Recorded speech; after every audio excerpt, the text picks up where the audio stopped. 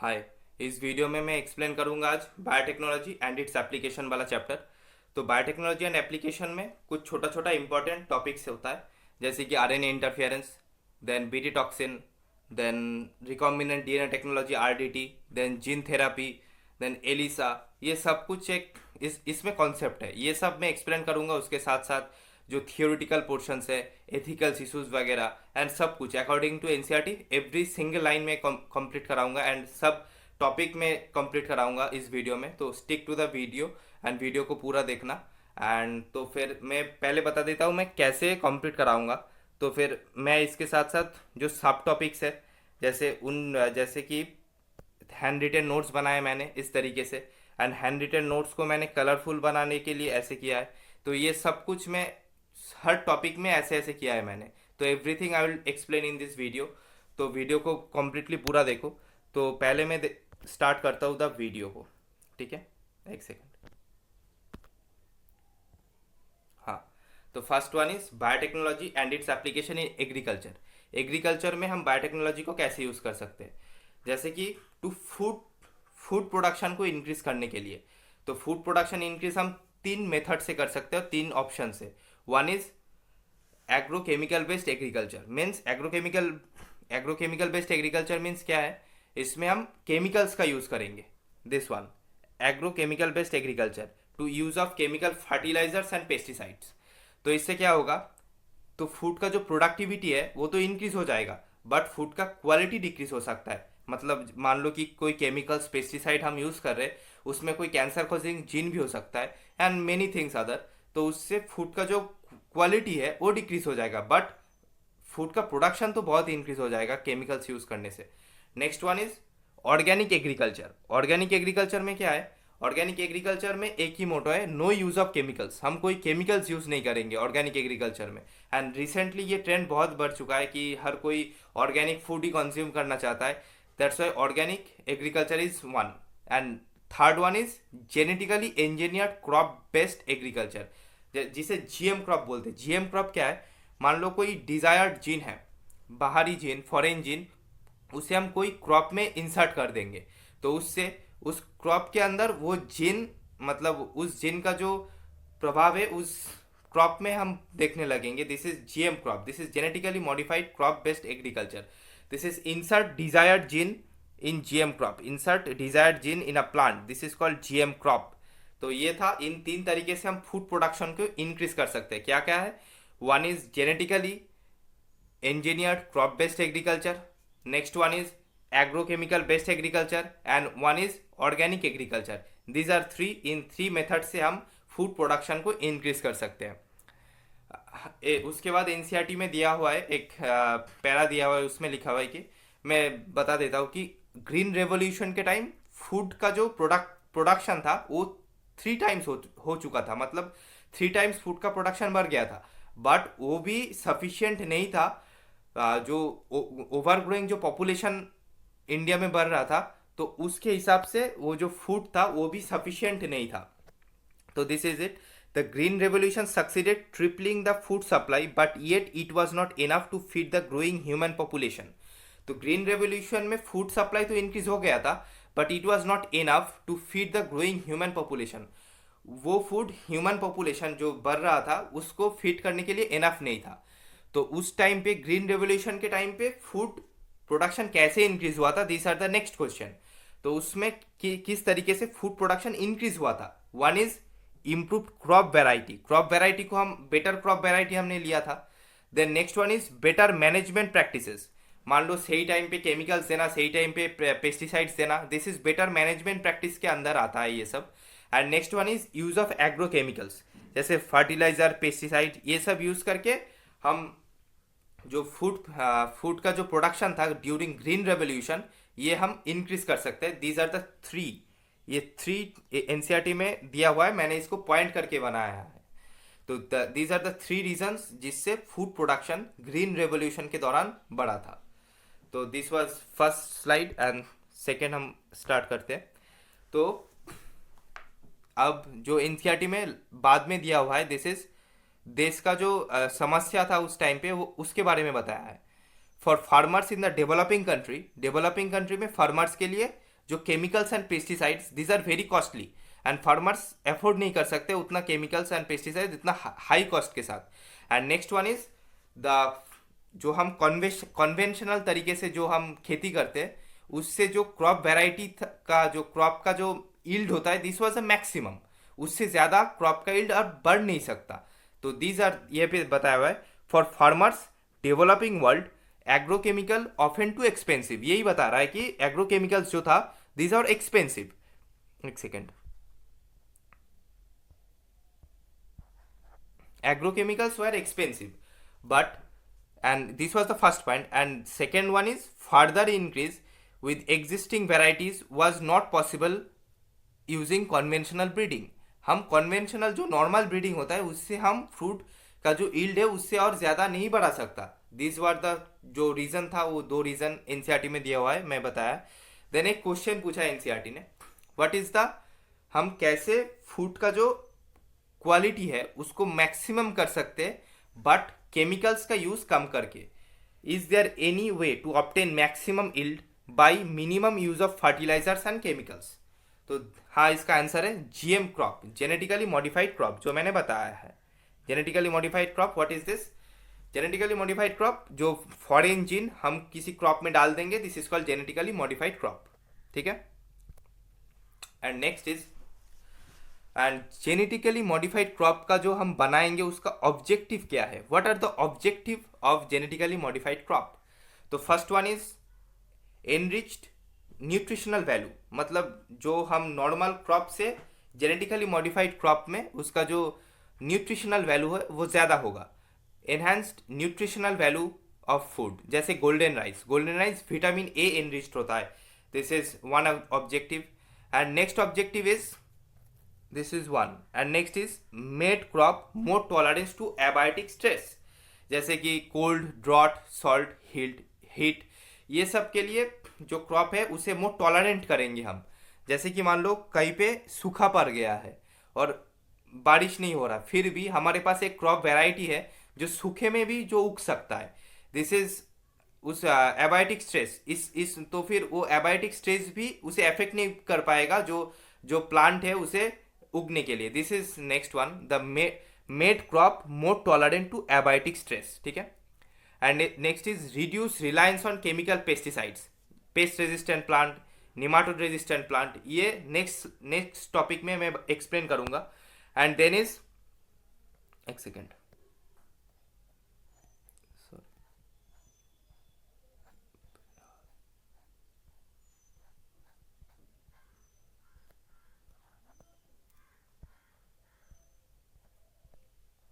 Next one is help to reduce post harvest loss. Post harvest loss क्या होता है? मान लो कि हम एक एप्पल का ट्री है, एप्पल का ट्री से हमने एप्पल मतलब एप्पल को हमने निकाल लिया, तो एप्पल को, तो उस एप्पल का जो मार्केट में बेचने से पहले जो एप्पल कितने दिन तक वो रहेगा, मतलब सही रहेगा, वो खराब नहीं हो जाएगा, this is called post harvest loss. तो फिर हम उस पोस्ट हार्वेस्ट लॉस को रिड्यूस करना चाहते हैं, कैसे रिड्यूस करेंगे? पोस्ट हार्वेस्ट लॉस को रिड्यूस करेंगे, मान लो कि जो एप्पल है उसका जो बहुत दिन तक वो मतलब सड़ेगा नहीं, वो बहुत दिन तक इंटैक्ट रहेगा, मतलब फ्रेश रहेगा। तो फिर उस हिसाब से जो जेनेटिकली इंजीनियर्ड क्रॉप होता है जो उसमें ये जो पोस्ट हार्वेस्ट लॉस है वो कम होता है। And next is increase efficiency by of mineral usage by plant. इसका क्या मतलब है?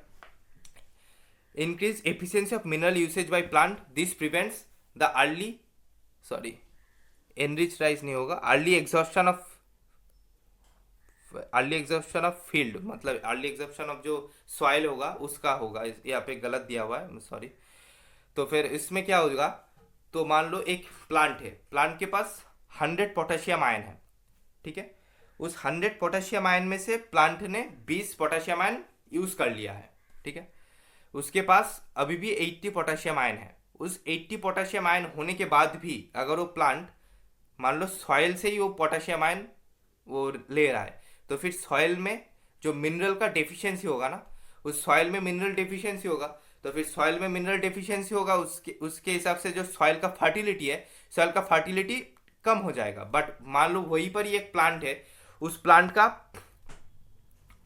एक सेकेंड, ये बार बार दिक्कत हो रहा है, ठीक है।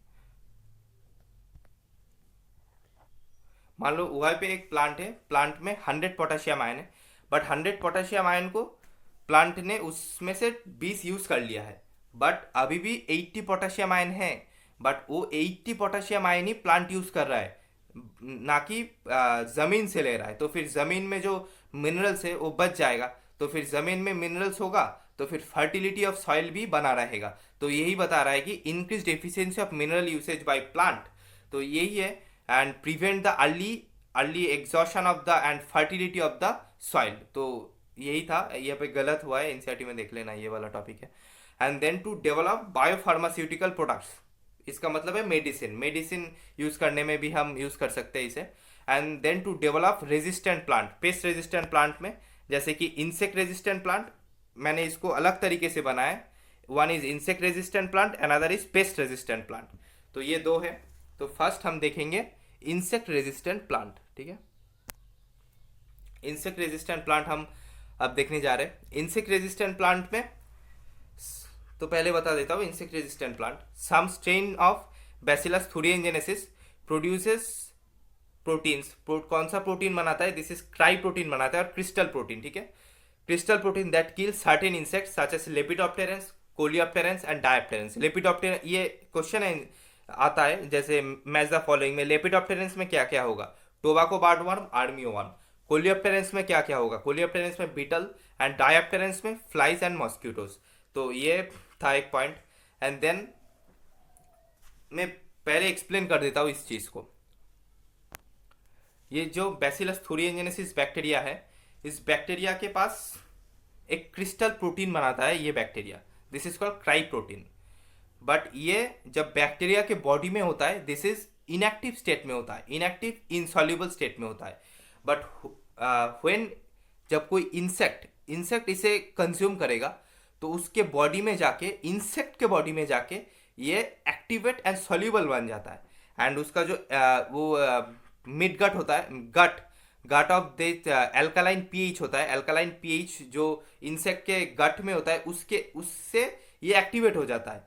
तो फिर उसके हिसाब से तो क्या होगा, जो मिड गट होगा, मिड गट में जो एपिथेलियम सेल होगा उस इंसेक्ट का एपिथेलियम सेल से ये जो एक्टिवेटेड जो क्राई प्रोटीन है वो बाइंड कर जाएगा। बाइंड करने के बाद क्या करेगा, वो एपिथेलियल सेल का स्वेलिंग कर देगा, सेल का स्वेलिंग हो जाएगा। देन उसके बाद सेल स्वेलिंग से वो सेल लाइसिस हो जाएगा, एंड उसके बाद सेल का डेथ हो जाएगा, उस हिसाब से इंसेक्ट का भी डेथ हो जाएगा। दिस वाज द जो मैंने सार था ये मैंने बता दिया है कि कैसे होगा। तो मैं एक्सप्लेन करता हूँ अब। Cry protein never kills it own bacteria, as in bacteria it is found in insoluble inactive crystal form protoxin, यही मैंने बताया। But when ingested by insect, जब कोई इंसेक्ट मान लो कोई इंसेक्ट उसके बॉडी में जाएगा, then it will inactivate cry protein become soluble and active due to alkaline pH of the mid gut. तो यही था, ये मैंने एक्सप्लेन किया। This activated BT toxin binds to the surface of mid gut epithelial cells and create pores and causes swelling and lysis of the cell and insect die। तो यही मैंने explain किया है जो इंसेक्ट रेजिस्टेंट प्लांट है। तो इसको मैं कैसे बनाऊंगा तो मैं एक्सप्लेन करता हूँ, मैंने जो नोट्स बनाए इससे। मान लो एक इंसेक्ट है, ठीक है, इंसेक्ट मान लो एक जो बैसिलस थुरिएंजेनेसिस बैक्टीरिया है, उस बैक्टीरिया से उसके पास वो क्राई प्रोटीन बनाएगा। वो क्राई प्रोटीन जो जीन होगा वो हम एक प्लांट में, मान लो ये प्लांट पे हमने डाल दिया, ठीक है, दिस प्लांट पे हमने डाल दिया, तो फिर इस प्लांट के पास भी अब क्राई प्रोटीन आ गया है, ठीक है। अब इस क्राई प्रोटीन को अगर कोई इंसेक्ट अगर इस क्राई प्रोटीन को मान लो खा रहा है, तो इस प्लांट को, तो फिर इंसेक्ट के बॉडी में ये क्राई प्रोटीन आ गया। अभी इस इंसेक्ट, मान लो ये इंसेक्ट है, इंसेक्ट का मिड गट है, तो फिर ये इंसेक्ट का एपिथेलियल सेल्स है, this are the epithelial cells of this. तो एपिथेलियल सेल में ये जो इनएक्टिवेट जो क्राई प्रोटीन था वो तो एक्टिव हो गया था मिड गट में जाके, तो फिर ये क्राई प्रोटीन एपिथेलियल सेल के साथ बाइंड करेगा, बाइंड करने के बाद पोर क्रिएट करेगा, pore in mid gut, epithelial cell का स्वेलिंग हो जाएगा, एंड देन सेल डेथ हो जाएगा, एंड उसके साथ साथ इंसेक्ट भी डेथ हो जाएगा, ठीक है। तो यही था। तो उसके बाद एनसीईआरटी में एक पॉइंट दिया हुआ है कि cry first AC and cry second AB control bollworm, control cotton bollworm. तो इसके मतलब क्या होता है, जो cry first AC and cry second AB, उससे जो जीन, ये जीन है cry first AC and cry second AB gene से जो क्रिस्टल प्रोटीन बनेगा वो ओनली कॉटन बोलवर्म को ही मारेगा। एंड क्राई फर्स्ट एबी से जो जीन से जो प्रोटीन बनेगा that controls only corn borer, ये बस कॉर्न बोरर को अफेक्ट करेगा। दैट्स वाई ये इनिशिएटिव में एक पॉइंट दिया है, दिस इज स्पीसीज स्पेसिफिक, मतलब इंसेक्ट ग्रुप स्पेसिफिक हो रहा है ना ये सब जीन। ये जीन बस कॉटन बोलवर्म को ही मारेगा, बट क्राई फर्स्ट भी ओनली कॉर्न बोरर को ही मारेगा। तो हुआ ना ये स्पीसीज इंसेक्ट स्पेसिफिक। तो ये था। तो अब तक हमने क्या क्या देखा है, फर्स्ट हमने देखा है कि एग्रीकल्चर में हम इसको कैसे यूज़ कर सकता है। देन एग्रीकल्चर के बाद हमने देखा है कि जेनेटिकली मॉडिफाइड क्रॉप बनाने का जो ऑब्जेक्टिव है वो क्या होता है, जो 7 ऑब्जेक्टिव है। एंड देन हमने देखा है कि इंसेक्ट रेजिस्टेंट प्लांट हमने अभी तक देख लिया है। तो this is insect resistant plant कैसे बनता है, ये जो नोट्स मैंने बनाया है। देन इसको कलरफुल तरीके से देखो, एक सेकेंड। मान लो एक बीटी जीन है, बैसिलस थूरियनजेनेसिस, ये बैक्टीरिया, इससे हमने बीटी जीन को बीटी जीन निकाल लिया। इस बीटी जीन को हमने प्लांट में डाल दिया, क्रॉप में डाल दिया, तो फिर ये हो गया ना बीटी प्लांट। ठीक है, इस बीटी प्लांट को मतलब हम क्या वेक्टर यूज करेंगे, उसमें टीआई प्लाज्मिड वेक्टर यूज करते हैं। जो बीटी प्लांट है, इस प्लांट को मान लो कोई इंसेक्ट ने खाया, तो फिर इस इंसेक्ट के बॉडी में ही तो वो इंसेक्ट के बॉडी में वो तो जो बीटी जीन है और क्राई प्रोटीन है वो तो चला गया ना उस इंसेक्ट के बॉडी में। उस इंसेक्ट के बॉडी में जाके जो नेक्स्ट प्रोसेस है तो ये होता है इंसेक्ट के बॉडी में जाने के बाद। ठीक है, अब हम देखेंगे nematode resistant plant. Nematode resistant plant में हम देखेंगे, तो पहले बता देता हूँ कि nematode wide variety of animals, insect सबको अफेक्ट करता है, प्लांट इंक्लूडिंग प्लांट सबको अफेक्ट करता है। तो उसमें से एक नेमाटोड है मेलाइडोगाइने इनकॉग्निशिया। ठीक है, that infects root of the tobacco plant and cause the greater reduction in the yield. तो ये जो नेमाटोड मेलाइडोगाइने इनकॉग्निशिया है, तो ये टोबाको प्लांट को रूट को अफेक्ट करता है और उससे जो प्रोडक्शन होता है, जो यील्ड होता है टोबाको प्लांट को डिक्रीज हो जाता है। तो इससे बचने के लिए हम एक स्ट्रेटेजी निकालते हैं, this is called RNA interference, RNAi. तो what is RNAi? RNAi is technique of gene silencing. तो जीन एक्सप्रेस नहीं करने देंगे। मान लो जीन है, जीन से हम एमआरएनए तो बनाने देंगे ट्रांसक्रिप्शन से, बट एमआरएनए से प्रोटीन नहीं बनाने देंगे। This is the gene silencing method. तो RNAi takes place in all eukaryote as a method of cellular defence. सभी यूकैरियोट में आरएनएआई मतलब जो मेथड है होता है। This method involves silencing of specific mRNA due to complementary double stranded RNA molecule that binds and prevents to the translation of mRNA। ठीक है, मैं अब समझाता हूँ इसका जो मतलब क्या है। एक सेकेंड, मैं इस नोट से बताता हूँ। मान लो एक प्लांट बॉडी है, ठीक है, इस प्लांट बॉडी में एक पेस्ट आया, पेस्ट के पास जीन होगा, इस जीन से इसने ट्रांसक्रिप्शन से एमआरएनए बना लिया है। इस एमआरएनए का हम देखेंगे कॉम्प्लीमेंटरी आरएनए कहाँ से ला पाओ।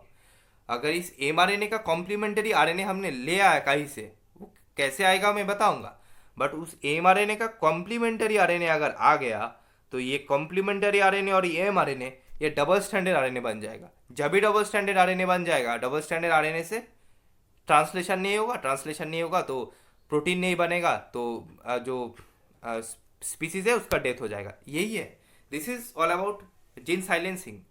यही होता है आरएनएआई का जो मेन कॉन्सेप्ट है, this is it.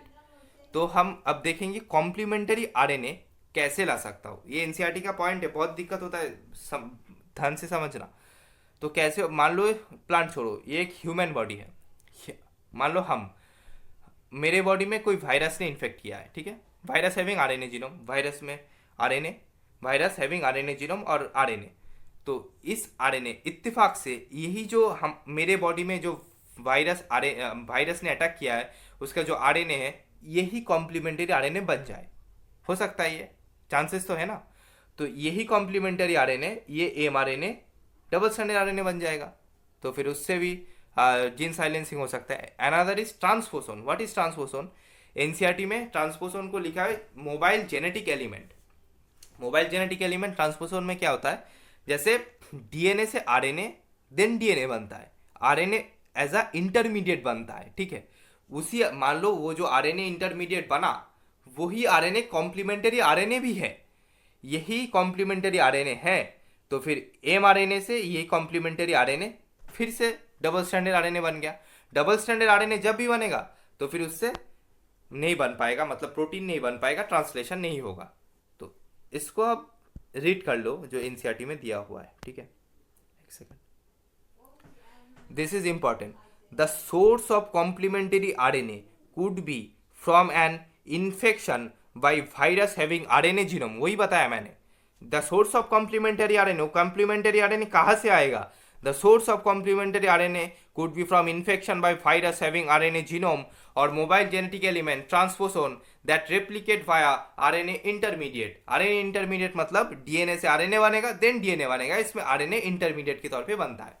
This was one part।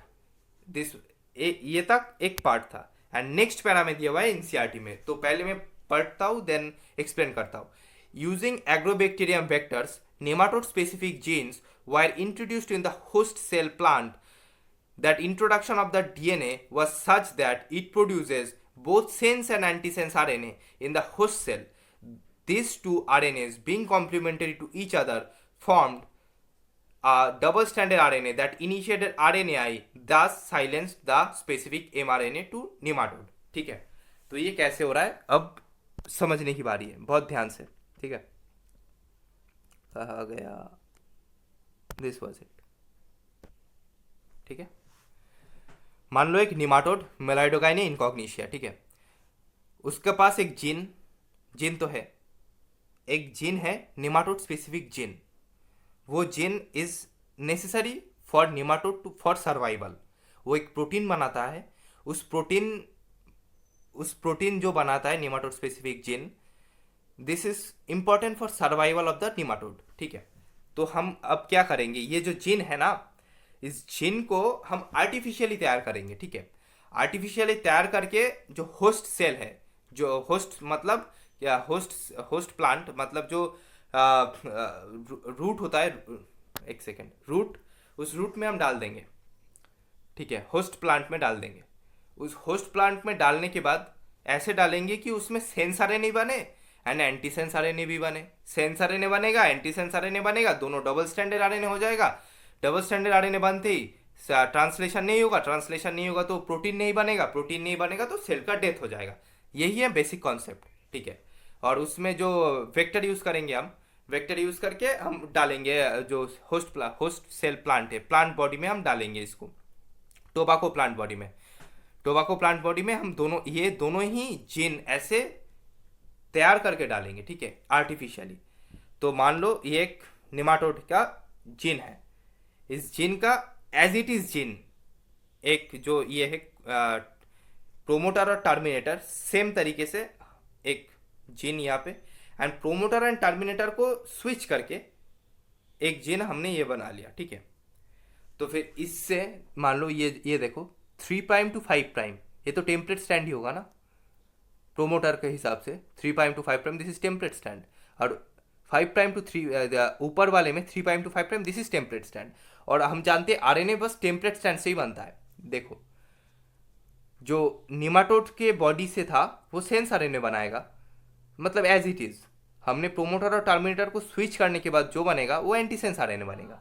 This is a sense RNA, this is anti sense RNA. Sense RNA and anti sense RNA both being complementary, both RNA pair हो जाएगा, complementary RNA pair हो जाएगा, इससे double standard RNA बन गया, ठीक है। अब डबल स्टैंडर्ड आरएनए के बनने के बाद ये सब हो रहा है होस्ट के प्लांट में, मतलब टोबाको प्लांट में, ठीक है। अब डाइसर आएगा, डाइसर इसको बीच में से काटेगा, ठीक है। This are called si RNA, small interfering RNA. एक second, this are si RNA, this are si RNA, small interfering RNA. इस स्मॉल इंटरफेयरिंग आरएनए के बाद बाहर कुछ एंजाइम का कॉम्प्लेक्स आके चिपक जाएगा, उससे जो कॉम्प्लेक्स बनेगा this is called risk, RISC। ठीक है। ये सेंस आरएनए को जो रिस्क बनने के बाद ये सेंस आरएनए डिस्ट्रॉय कर देता है। कौन? इस जो ये एंजाइम है, एंजाइम कॉम्प्लेक्स में एक एंजाइम होता है, दिस इज न्यूक्लियस। ये न्यूक्लियस सेंस आरएनए को डिस्ट्रॉय कर देगा। अब क्या बचा? ओनली बचा एंटीसेंस आरएनए। एंटीसेंस आरएनए और उसके बाहर जो एंजाइम के कॉम्प्लेक्स, इसे हम बोलेंगे एक्टिवेटेड रिस्क। ठीक है, एक्टिवेटेड रिस्क बन गया। ये तक बना होस्ट और निमाटोड, सॉरी होस्ट और टोबाको प्लांट के बॉडी में। अब निमाटोड आया, निमाटोड आया और ये जो होस्ट का जो प्लांट, होस्ट टोबाको प्लांट में इसने सक किया, तो फिर ये जो एक्टिवेटेड रिस्क है उसके बॉडी में चला गया। जो किसके बॉडी में गया? निमाटोड के बॉडी में। और ये जो निमाटोड के बॉडी में, निमाटोड स्पेसिफिक जीन तो पहले से था, उसमें उसने एमआरएनए बनाया। उस एमआरएनए का कॉम्प्लीमेंटरी ये आरएनए बन गया, बिकॉज ये सेंस आरएनए, ये एंटी सेंस आरएनए, ऑब्वियसली ये कॉम्प्लीमेंटरी बनेगा। ये कॉम्प्लीमेंटरी जब बन जाएगा तब फिर से न्यूक्लियस इसका सेंस आरएनए को डिस्ट्रॉय कर देगा। सेंस आरएनए डिस्ट्रॉय हो जाएगा तो निमाटोड का जो आरएनए है वो फ्रैगमेंट्स में टूट जाएगा। देन उसके बाद निमाटोड का डेथ हो जाएगा। तो यही था जो स्ट्रेटेजी था। This is all about RNA interference. इसे नोट कर लेना। दिस इज, ये जो पूरा था दिस इज आरएनए इंटरफेरेंस के बारे में हमने बताया। ठीक है, इसको देखो ऐसे सेम, ये सब कलरफुल तरीके से मैंने बनाया। इसको भी चाहो तो नोट कर लेना। ठीक है, उसके पहले भी ये था एक जो मैंने हैंड रिटन था, उसको भी मैंने दिखाया इस पे। जैसे पेस्ट था, उससे एमआरएनए बनाया, कॉम्प्लीमेंटरी आरएनए आया। कॉम्प्लीमेंटरी आरएनए कहाँ से आएगा? कहाँ से आएगा? जैसे वायरस हैविंग आरएनए जीनोम, वही आरएनए अगर कॉम्प्लीमेंटरी बन गया तो फिर डबल स्टैंडर्ड आरएनए बन जाएगा। Then another is transposon, mobile genetic element.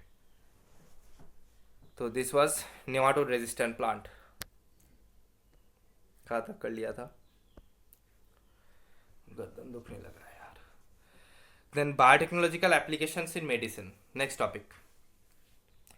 Medicine में हम बायोटेक्नोलॉजी को कैसे यूज़ करेंगे? बायोटेक्नोलॉजी यूज़ करके जो मेडिसिन बनता है दिस इज़ प्योर। ठीक है, एंड उसका मोर इफेक्टिव होता है, इफेक्टिवनेस उसका ज़्यादा होता है। And next is no side effect. ये नो साइड इफेक्ट वाला टर्म एनसीईआरटी में दिया नहीं है। इसको कैसे लिखा है? It does not induce any immunological, unwanted immunological responses. इसका मतलब यही है कि कोई साइड इफेक्ट नहीं होगा। तो this is biotechnological application in medicine. और रिकॉम्बिनेंट थेरापेटिक्स भी बोल सकते हैं इसे। दिस इज मेडिसिन ही बोलता, समझ में आता है इससे, मतलब सिनोनिम है इसका। 30 recombinant therapeutics have been approved for human use in world. कितना है? 30। ये क्वेश्चन आ सकता है। And in India 12 are this are presently being marketed.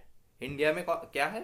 12 use होता है। एंड ओवरऑल वर्ल्ड में 30 रिकॉम्बिनेंट थेरापेटिक्स और मेडिसिन यूज होता है। एंड उसमें 12 being marketed in India.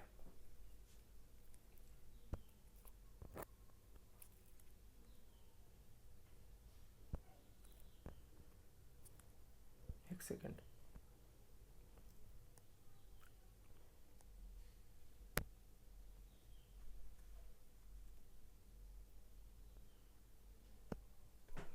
Next is genetically engineered insulin. Insulin के बारे में अब हम देखेंगे। सॉरी, इंसुलिन जब देखोगे, सुनोगे, जब डायबिटीज होता है किसी को तो उसे इंजेक्ट करते हैं। Why insulin is not taken as orally? क्योंकि insulin is a proteinaceous hormone. ठीक है, जैसे प्रोटीन एलिमेंटरी कैनाल में जाके डाइजेस्ट हो जाता है। जैसे दाल खा लिया किसी ने, तो वो दाल जो एलिमेंटरी कैनाल में जाके वो हो जाएगा, डाइजेस्ट हो जाएगा। Same as it is insulin भी प्रोटीनिशियस हार्मोन ही है। तो वो भी एलिमेंटरी कैनाल में जाएगा, वो भी डाइजेस्ट हो जाएगा। इसलिए हम ओरली इंसुलिन नहीं देते हैं। इंसुलिन को हमेशा इंजेक्ट करके देना पड़ता है। ठीक है, तो अब हम देखते हैं इंसुलिन यूज फॉर डायबिटीज। मैं पहले पढ़ लेता हूँ फिर एक्सप्लेन करता हूँ। यूज इंसुलिन, ये सब एनसीईआरटी का टॉपिक स्लाइड ही है।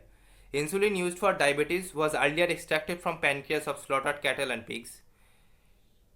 पहले इंसुलिन कैसे दिया जाता था? मान लो किसी को डायबिटीज हुआ है, इंसुलिन पहले दिया जाता था कोई स्लॉटर्ड कैटल्स, पिग्स, उसका जो पैनक्रियास था उससे इंसुलिन एक्सट्रैक्ट करके जो ह्यूमन पेशेंट होता था उसके बॉडी में दिया जाता था। इससे क्या होता था, किसी किसी पेशेंट पे एलर्जिक रिएक्शन दिखाई देता था। ठीक है, insulin from animal source do caused some patient to develop allergic or other type of reaction to foreign protein. Insulin कौन से तो फॉरेन प्रोटीन ये तक था, मतलब मैं बाद में एक्सप्लेन करता हूँ नेक्स्ट टॉपिक। तो फॉरेन प्रोटीन के अगेंस्ट किसी किसी के बॉडी में एलर्जिक रिएक्शन और अलग तरीके का कुछ सिम्टम दिखाई देता था। ठीक है, तो इंसुलिन इंसुलिन में दो चेन होता है, chain A and chain B. This are polypeptide chain. और अब देखोगे चेन ए में, एक सेकेंड में दिखा देता हूँ। This is the picture. This is chain A, this is chain B. ये जो चेन है दिस इज चेन ए, ये ब्लू वाला एंड ग्रीन वाला चेन बी। देखो ध्यान से देखो, चेन ए में सल्फाइड सल्फाइड बॉन्ड है, डाइसल्फाइड बॉन्ड है, बट बी में डाइसल्फाइड बॉन्ड नहीं है। But A and B disulphide bond से ही जुड़ा हुआ है। ठीक है, एंड ये जो देख रहे हो this is a pro insulin. ठीक है, इसमें एक सी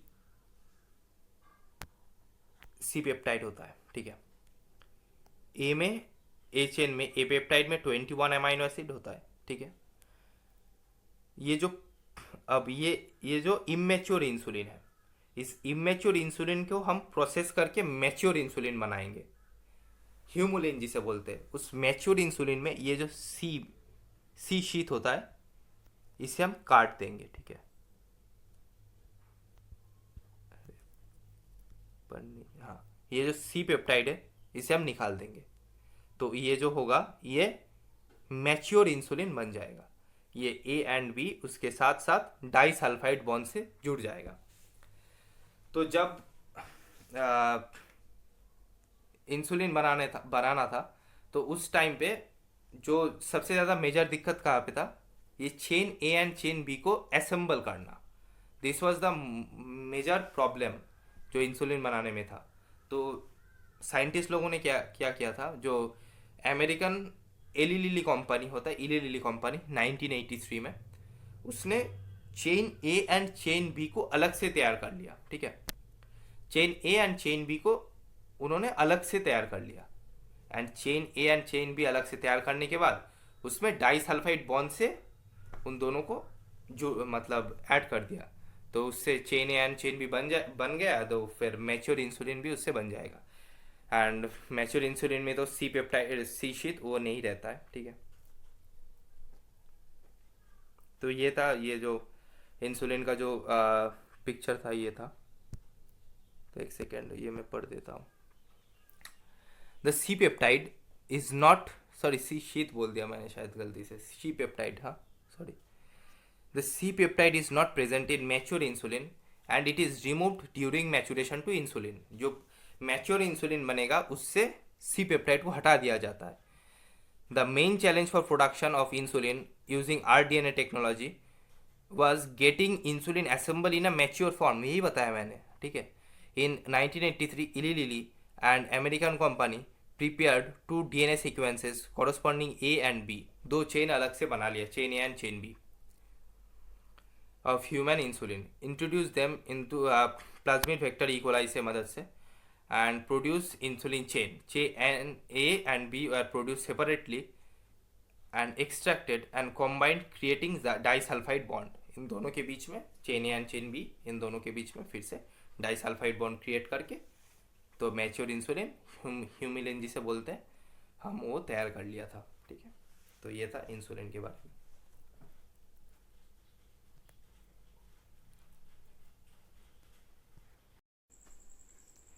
Gene therapy.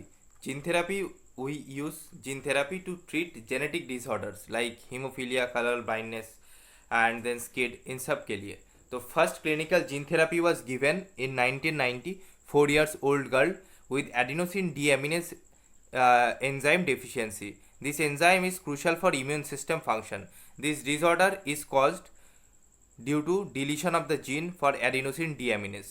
तो क्या हुआ था इसके बॉडी में, जो डिलीशन हुआ था ऑफ जीन एडिनोसिन डीएमिनेज, इस वजह से उसके बॉडी में एडिनोसिन डीएमिनेज एंजाइम नहीं बन पाता था, एंड एडिनोसिन डीएमिनेज एंजाइम नहीं बन पाता था, दैट्स वाई इसके बॉडी में जो टी लिम्फोसाइट था, टी लिम्फोसाइट प्रॉपर फंक्शन नहीं करता था। टी लिम्फोसाइट प्रॉपर फंक्शन नहीं करेगा तो फिर इसका जो इम्यून सिस्टम है वो हमेशा लो रहता था। तो इस वजह से जो इसका क्योर क्या था, इसका क्योर के लिए ADA deficiency can be cured by bone marrow transplantation. Bone marrow transplantation can be another cure.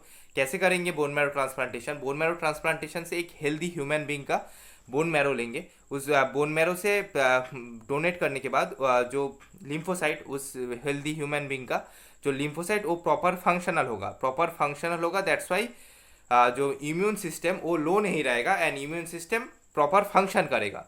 तो ये था वन मेथड, दैट इज क्या था, one method bone marrow transplantation. Next method is enzyme replacement therapy. Enzyme replacement therapy में क्या होगा, जो ADA enzyme हम उसके बॉडी में थ्रू इंजेक्शन देंगे, दैट इज एंजाइम उसके बॉडी में इंजेक्शन के थ्रू देंगे, that is enzyme replacement therapy. तो next one is gene therapy. Gene therapy हम कैसे करेंगे? जीन थेरापी में इससे समझा देता हूँ फ्लो चार्ट से, ठीक है। मान लो एक अफेक्टेड पर्सन है, उसके बॉडी से हम lymphocytes are taken out from the blood and grow in a culture medium. Lymphocyte को हम उसके ब्लड से बाहर निकालेंगे एंड उसको कल्चर मीडियम में ग्रो कराएंगे। देन क्या होगा, introducing ADA into lymphocyte by retrovirus. Retrovirus से हम उसके लिम्फोसाइट में एडीए एंजाइम इंसर्ट कराएंगे। उसके बाद जो लिम्फोसाइट बनेगा दिस इज रिकॉम्बिनेंट लिम्फोसाइट बनेगा, दिस वन रिकॉम्बिनेंट लिम्फोसाइट को हम क्या करेंगे, रिकॉम्बिनेंट लिम्फोसाइट को एक हम फिर से कल्चर कराएंगे एंड वन इज जो पेशेंट का बॉडी में हम उसको पेशेंट के बॉडी में दे देंगे। तो ये दो तरीके से हम रिकॉम्बिनेंट लिम्फोसाइट का यूज़ करेंगे। अब रिकॉम्बिनेंट लिम्फोसाइट कल्चर मीडियम में क्यों ग्रो कराएंगे? Because lymphocytes are not immortal. वो एक टाइम के बाद उसका lymphocytes are not immortal, that's why उसको बार बार उसको देना पड़ेगा उस पेशेंट को। पीरियोडिक इन्फ्यूशन, जो एनसीईआरटी में एक वर्ड दिया हुआ है पीरियोडिक इन्फ्यूशन, उसको बार बार रिकॉम्बिनेंट लिम्फोसाइट देना पड़ेगा, दैट्स वाई हमने उसको कल्चर मीडियम में उसको ग्रो करा लिया है, ठीक है। तो एनसीईआरटी में अब देखते हैं क्या दिया है, एक second.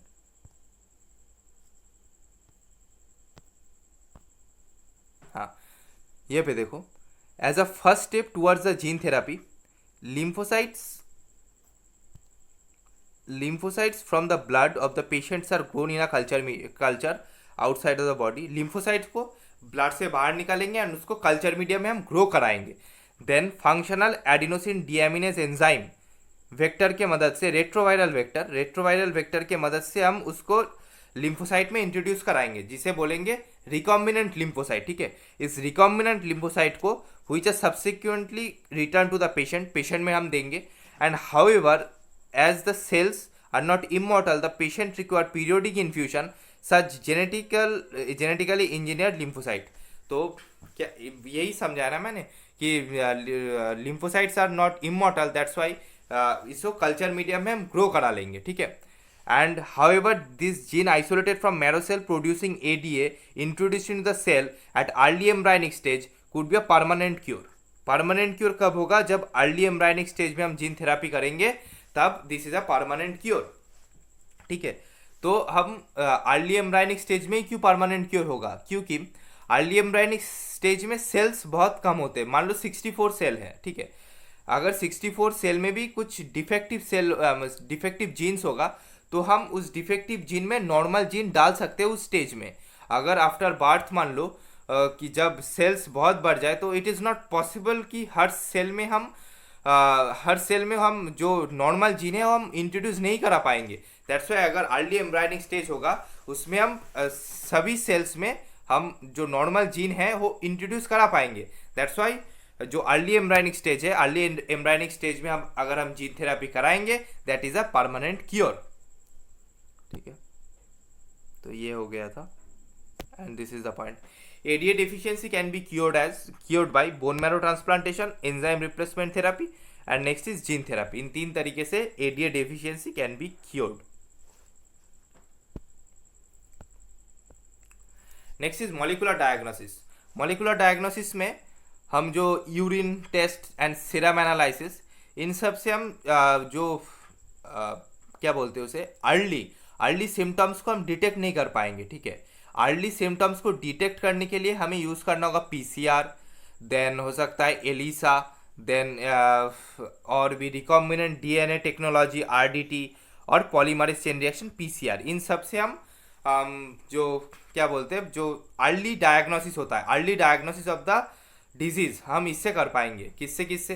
Recombinant DNA technology, polymerase chain reaction, enzyme linked immunosorbent essay, ELISA, and some of the techniques that serve the purpose of the early diagnosis. But serum and urine analysis से हम इसे early detection नहीं कर पाएंगे. ठीक है, तो अब हम देखते हैं PCR किसके लिए यूज़ करते हैं हम. जो HIV सस्पेक्टेड पेशेंट होता है उनके लिए हम PCR यूज़ करते हैं. एंड जो कैंसरस पेशेंट होता है उनमें कोई जिन में म्यूटेशंस है कि वो पता लगाने के लिए हम PCR यूज़ करते हैं. ठीक है, PCR now routinely used to detect HIV suspected patient and AIDS. ये AIDS नहीं होगा, सस्पेक्टेड AIDS पेशेंट ये तक है. ठीक है, इतना तक है.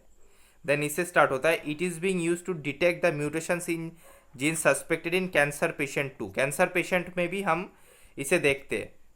कैंसर पेशेंट का जो जीन में म्यूटेशन है कि नहीं उसके लिए भी हम PCR यूज़ करते हैं. It is more powerful technique to identify many genetic disorder. और कुछ भी जेनेटिक डिसऑर्डर्स होगा तो हम PCR से हम डिटेक्ट कर सकते हैं. Next is recombinant DNA technology. Recombinant DNA technology क्या है? रिकॉम्बिनेंट DNA टेक्नोलॉजी में first one is we need to know that what is probe. ठीक है, प्रोब क्या होता है? Probe is single standard RNA और single standard DNA which is complementary to normal gene. ठीक है, ये देखो, अ सिंगल स्टैंडर्ड DNA और single standard RNA tagged with radio active molecule. हाँ, ये बोलना भूल गया था. रेडियो एक्टिव मॉलिक्यूल से टैग भी होगा. And it is complementary to normal gene. Complementary to normal gene के लिए कॉम्प्लीमेंटरी होगा. तो पहले मैं समझा देता हूँ कैसे होगा. मान लो ये कि नॉर्मल जीन है and this is a probe. ठीक है, नॉर्मल जीन भी है एंड प्रोब है. Probe is complementary to normal gene. इसके बाद हम जब ऑटो रेडियोग्राफी करेंगे, जो एक्सरे फिल्म उसके ऊपर वाइट कलर का बैंड हमें दिखाई देगा. दिस इज वाइट कलर का जो बैंड है ये दिखाई देगा.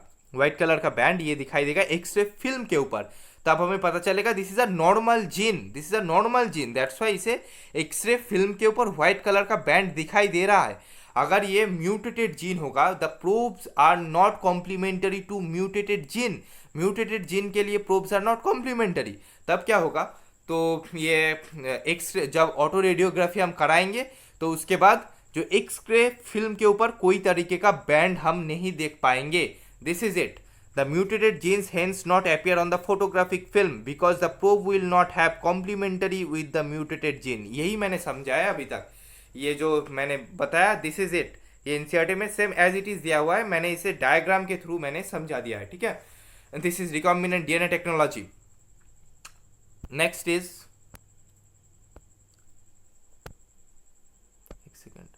ELISA. What is ELISA? ELISA is based on antigen antibody interaction. ये तो हम सब रट लेते हैं, बट इसका जो मेन मतलब क्या है हम उसे समझ नहीं पाते. ठीक है, this is a very important line. ELISA is based on principal on antigen antibody interaction. ठीक है, तो क्या होगा? मान लो किसी के बॉडी में पैथोजन ने अटैक किया. ठीक है, पैथोजन ने अटैक करने के बाद पैथोजन के सरफेस के ऊपर होगा एंटीजन. उस एंटीजन को ELISA जो टेक्निक होगा वो एंटीजन को डिटेक्ट करेगा. उस एंटीजन को देखने के बाद उसे पता लगाएगा कि कौन सा बीमारी है, मतलब कौन सा डिजीज है. वो एंटीजन को देखने के बाद पता चलेगा. देखो ये पे बताया, infection of pathogen can be detected by the presence of antigen. यही समझा है कि infection by pathogen can be detected by the presence of antigen. ठीक है, एंड अनदर मेथड होता है जो एंटीबॉडी कैसे? मान लो किसी के बॉडी में पैथोजन ने अटैक किया. पैथोजन के अटैक करने के बाद उसके बॉडी में कोई एंटीबॉडी बनेगा. उस एंटीबॉडी बनने से हम पता लगाएंगे कि बीमारी कौन सा है. ठीक है, antibody सिंथेसाइसिस. protein glycoprotein by detecting antibody and against the pathogen. This is it. This was ELISA. ELISA is based on principle of antigen antibody interaction. This is a very important line. Next one is transgenic animal. Transgenic animal क्या होता है? मान लो कोई animal है, उसमें हम desired foreign gene डाल देंगे तो बन जाएगा ट्रांसजेनिक एनिमल. ठीक है, तो ट्रांसजेनिक एनिमल में overall although 95% of the existing transgenic animals are mice. Maximum जो ट्रांसजेनिक एनिमल्स हम बनाते हैं this all are mice, maximum, most of them. ठीक है, सब एनसीईआरटी पर आ रहा हूँ. Everything, every single thing is written in NCERT. अब हम देखेंगे what are the objective. Objective क्या है ट्रांसजेनिक एनिमल्स बनाने का. ठीक है, तो ट्रांसजेनिक एनिमल्स बनाने का फर्स्ट ऑब्जेक्टिव है normal physiology and development. Normal physiology and development में हम क्या देखेंगे? How genes are regulated, gene कैसे रेगुलेट होता है, and how genes function the body, gene कैसे बॉडी के ऊपर फंक्शनिंग करता है. हम ये सब देखेंगे नॉर्मल फिजियोलॉजी एंड डेवलपमेंट में. ठीक है, ठीक है, ये पे दिया हुआ है एवरीथिंग. एंड यहाँ पे एक एग्जाम्पल दिया हुआ है इंसुलिन लाइक ग्रोथ फैक्टर. ठीक है, ये समझने में थोड़ा दिक्कत आता है, मैं बहुत आसानी से समझाऊंगा इंसुलिन लाइक ग्रोथ फैक्टर को. मान लो एक काऊ का बॉडी है, काऊ में हम इंसुलिन लाइक ग्रोथ फैक्टर है, बट हम काऊ का इंसुलिन लाइक ग्रोथ फैक्टर ना डाल के हम डालेंगे बाफेलो का इंसुलिन लाइक ग्रोथ फैक्टर. ठीक है, अगर बाफेलो का इंसुलिन लाइक ग्रोथ फैक्टर हम डालेंगे तो उसके बाद जो काऊ हमने डाला काऊ में, तो काऊ में कुछ एबनॉर्मेलिटीज हम देखेंगे. उस एबनॉर्मेलिटीज से हम पता चलेगा कि काऊ में इंसुलिन लाइक ग्रोथ फैक्टर का रोल क्या था. क्या क्या जो नॉर्मल एबनॉर्मल चीज़ों से हमें पता चलेगा कि काऊ में इंसुलिन लाइक ग्रोथ फैक्टर का रोल क्या है. तो यही बताया है by introducing genes from other species, जैसे कि बफेलो का स्पीसीज. ठीक है, that alter the formation of this factor and studying the biological effect that results information is obtained about biological role of the factor of the body. तो जो उसका body में जो biological factor insulin like growth factor का जो role क्या है हम तब पता लगा पाएंगे. तो यही था नॉर्मल फिजियोलॉजी एंड डेवलपमेंट. उसके बाद हम देखेंगे study of disease. Study of disease में बस एक ही लाइन इंपॉर्टेंट है. स्टडी ऑफ डिजीज में जो हम ट्रांसजेनिक एनिमल्स बनाते हैं उसे हम बोलते हैं ट्रांसजेनिक मॉडल्स. ठीक है, दिस आर ट्रांसजेनिक मॉडल्स. जो ट्रांसजेनिक एनिमल्स हम बनाते हैं this are transgenic models. Exist for many human disease such as cancer, cystic fibrosis, rheumatoid arthritis and Alzheimer's. ये this is a very important line. तो आज तक today transgenic models exist for many human disease such as cancer, cystic fibrosis, rheumatoid arthritis and Alzheimer's. ठीक है, and then हम देखेंगे biological products. Biological products जैसे कि कुछ डिजीज को ट्रीट करने के लिए ह्यूमन प्रोटीन की ज़रूरत होता है, जैसे एम्फाइसीमा को ट्रीट करने के लिए अल्फा-1 एंटीट्रिप्सिन की ज़रूरत होता है. तो ये पे दिया हुआ है कि protein alpha one antitrypsin use to treatment of phenylketonuria. Similar attempts been made for treatment of phenylketonuria and cystic fibrosis. ठीक है, तो another ये था एक point. This is very important line, ये याद रख लेना. ये मैच द फॉलोइंग में देगा, जैसे अल्फा-1 एंटीट्रिप्सिन एम्फाइसीमा कहीं पे मैचिंग करने में आ जाएगा. Then first transgenic cow was Rosie 1997. First transgenic cow. इसमें क्या था, इस काउ में जो more beneficial for human babies क्यों होगा, क्योंकि इस काउ का जो मिल्क है this is enriched by human protein alpha lactalbumin. इस काउ का जो मिल्क है इसमें ह्यूमन प्रोटीन लैक्टैल्बुमिन होता है, alpha लैक्टैल्बुमिन.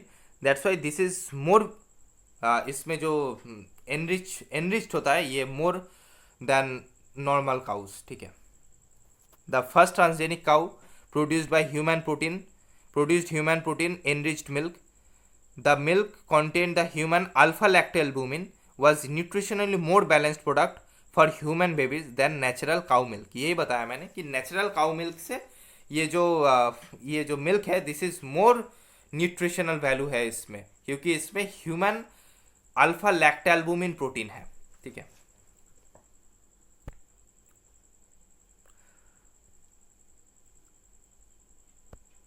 Then vaccine safety testing. तो हम किसी भी वैक्सीन को ह्यूमन बॉडी के ऊपर पहले उसे मतलब देखने के लिए उसके पहले हम जैसे ट्रांसजेनिक एनिमल्स पे हम उसका प्रयोग करते हैं, जैसे कि ट्रांसजेनिक माइस पोलियो वैक्सीन का सेफ्टी टेस्टिंग के लिए यूज़ किया जाता है। Transgenic mice are use to test safety of the polio vaccine. This is a very important line, ठीक है। If successful found to be reliable then could replace the use of the monkeys to test safety, ठीक है। पहले monkeys में किया जाता था, अब पता लगाने की कोशिश कर रहा है कि ट्रांसजेनिक माइस में, ठीक है। देन केमिकल सेफ्टी टेस्टिंग को मैं एक उससे बताऊंगा। केमिकल सेफ्टी टेस्टिंग को एक फ्लो चार्ट के तरीके से मैं समझा रहा हूँ, ठीक है। एक सेकेंड, मान लो ये केमिकल टॉक्सिक है, सॉरी ये नॉर्मल जिन नहीं, नॉर्मल एनिमल होगा। ये तो नॉर्मल ही है। Normal animal which is less toxic, which is less sensitive towards the toxic और chemicals, which is less sensitive. अगर ये लेस सेंसिटिव होगा ना, तो मान लो किसी नॉर्मल एनिमल है, उसके बॉडी में कोई केमिकल या फिर टॉक्सिक सब्सटेंस आया, उसका जो इम्यून सिस्टम होगा ना, इम्यून सिस्टम उस टॉक्सिक के खिलाफ वो टॉक्सिक के खिलाफ काम करेगा, ठीक है। तो टॉक्सिक के खिलाफ काम करेगा तो फिर उसमें सिम्टम्स दिखाई नहीं देगा, है ना। अगर वहीं पे एक ट्रांसजेनिक एनिमल होगा, transgenic animals which is more sensitive towards the toxic, transgenic animals toxic के लिए ज़्यादा सेंसिटिव होगा। अगर कोई ज़्यादा सेंसिटिव है तो सिम्टम्स बहुत पहले दिखाएगा ना, दिस इज अ फैक्ट कि अगर किसी सेंसिटिव ज़्यादा होगा किसी चीज़ के लिए तो उसमें सिम्टम्स बहुत जल्दी आएंगे। तो दिस इज़ वन थिंग, जो एनिमल होगा उसके कंपेयर में ट्रांसजेनिक एनिमल्स में सिम्टम्स पहले अपीयर होंगे, ठीक है।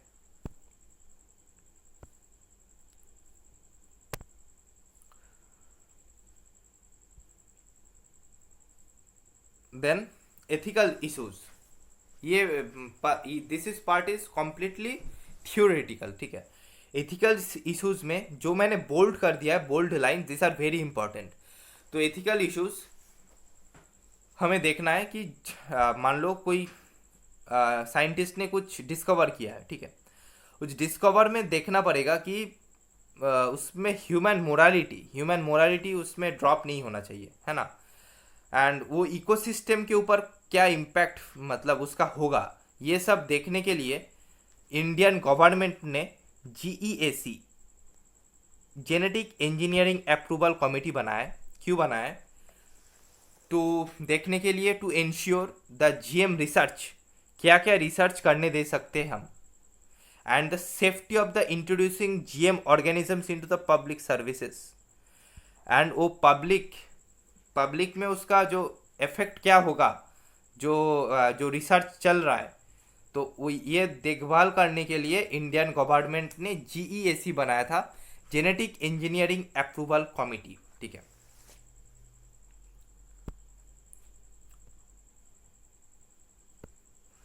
अब देखना है, there are 2 lakh varieties of rice in India alone and 27 documented varieties of basmati, ठीक है। 2 लाख से ज़्यादा इंडियन राइस वेराइटी है इंडिया में, and 27 varieties of basmati in India, ठीक है।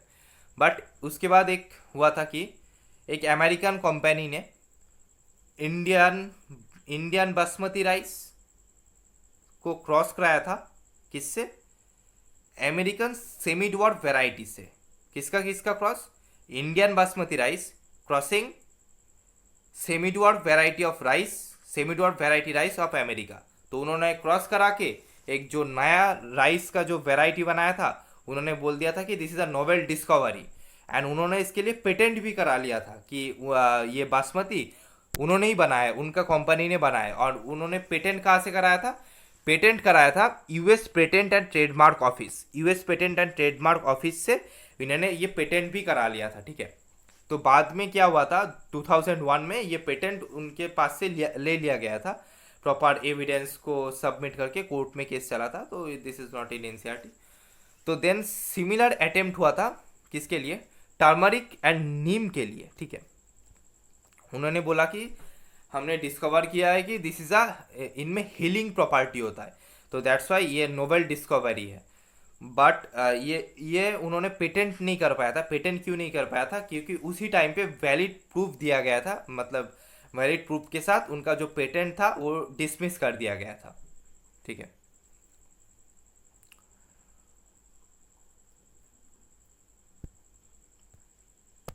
And then what is biopiracy. Biopiracy means, मान लो कोई मल्टीनेशनल कंपनी है, मल्टीनेशनल कंपनी और कोई ऑर्गेनाइजेशन है, उन्होंने वहाँ का जो कंट्री है एंड कंट्री का जो पीपल है उनसे प्रॉपर ऑथोराइजेशन या फिर कॉम्पेंसेटरी पेमेंट ये दिए ही बिना जो बायो रिसोर्सेस है उनका इस्तेमाल करने लगे, दिस इज कॉल्ड बायोपायरेसी।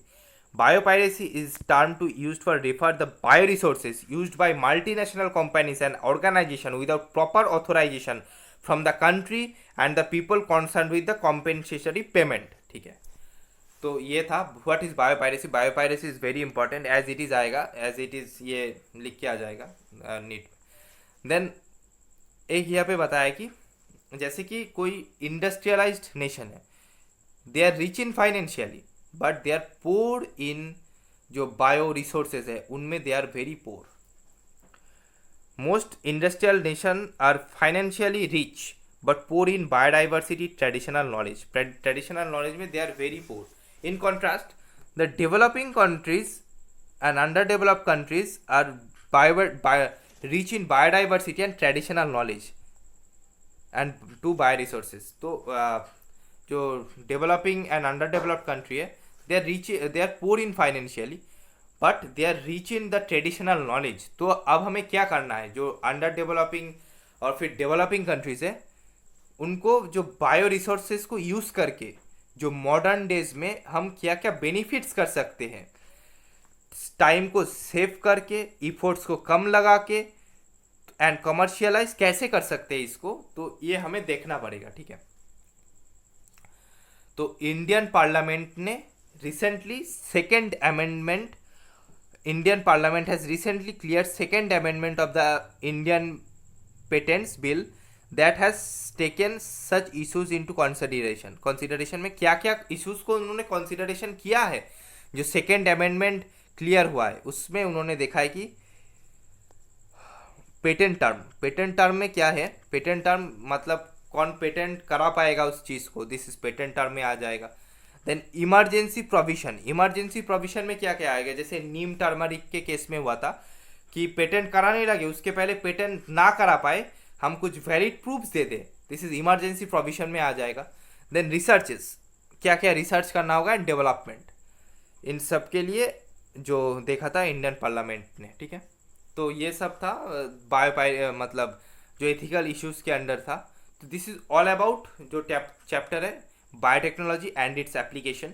तो अगर ये वीडियो पसंद आए तो फिर please subscribe the channel and video को जितना हो सके शेयर कर देना तो बाकी लोगों तक ये वीडियो पहुंच पाए। I have tried my best कि अच्छे से कॉन्सेप्ट को समझा पाओ, तो मैंने कोशिश भी किया है। एंड देन अगर पसंद आए तो फिर प्लीज़ चैनल को सब्सक्राइब एंड वीडियो को शेयर कर देना, और ठीक है।